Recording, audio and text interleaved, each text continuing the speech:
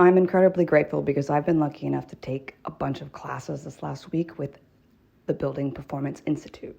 Lately, our classes have been at the CETA building, which is this great organization that provides places here in Chicago where tradespeople can practice and build. So here's like a practice roof to practice building solar panels, and there's an entire house inside a warehouse. So obviously, Inspector me, gotta go and inspect the entire thing on my lunch break, or my bathroom break, or every single break that I get during class, because I have to see how they built a house inside a warehouse. And also, is it good or is it bad? Because that's the thing. This is a test house. It's designed to train tradespeople. So some parts of the house are built really, really well. Oh, see, like right there. Gutters that go down to the next gutter. It's beautiful. You never see that. I love those. And right here, properly notched 6x6 posts. You never see 6x6s. Great, gorgeous. 2x12s. They're ledger bolted. It's not really the proper spacing, but I don't care. They're ledger bolted, and they're never ledger bolted. We're not going to talk about that exhaust vent. Inside is a mechanicals room with every single type of combustible appliance, air exchange system, furnace, heater, whatever that you could dream or desire to see in a house. There's a furnace.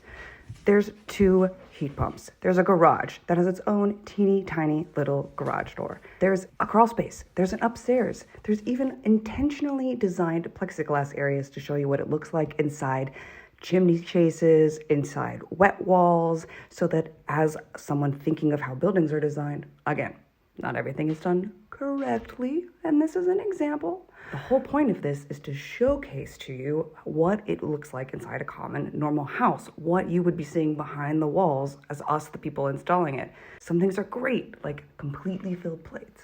The instructors are really experienced and super informative. The class is really hands-on. Our learning time is split between here at the test house as well as in class and on-site locations. Here in the test house, we're learning how to do combustibles testing, practicing using our smoke pin to test draft pressure. And yeah, I had a little bit of fun with this tool. There's some proper draft pressure. Back upstairs in the test house, we are learning how to set up a blower door test so that we can do a depressurization of the home and check for the proper air sealing and insulation. And last day of the week, so we're all getting a little friendly. Here we are on location on an actual house for a client testing a actual draft water heater to see if it's got proper draft. This day was pretty hot outside, and this house had a reverse stack effect, which meant that when we're using our smoke pin there, as you notice, not all the smoke is going up the flue like it properly should. Here's a better example. The smoke should be going up the metal flue, and it's blowing away because there's positive pressure in the basement. It's so cold, and the air conditioning is kicking on so hard.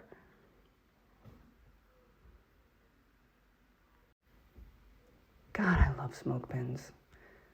This is probably one of the culprits. The draft hood isn't properly attached to itself or to the water heater. And as you notice, as we keep testing this, even past the 2-minute and 5-minute mark, we are still getting spillage from the water heater, which is not good.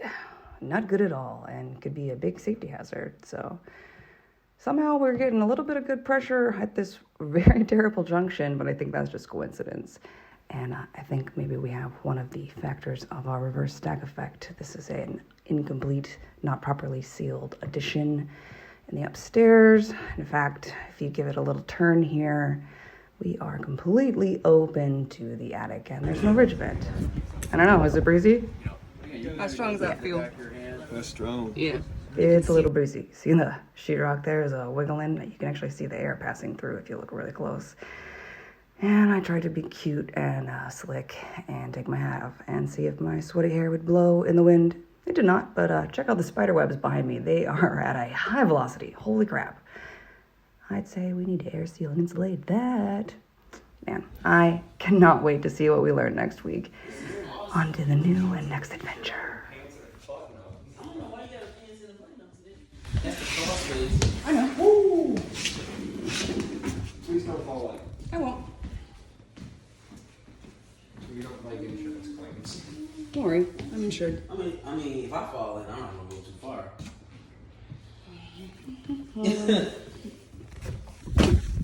Yep. Exactly. See, this is what I'm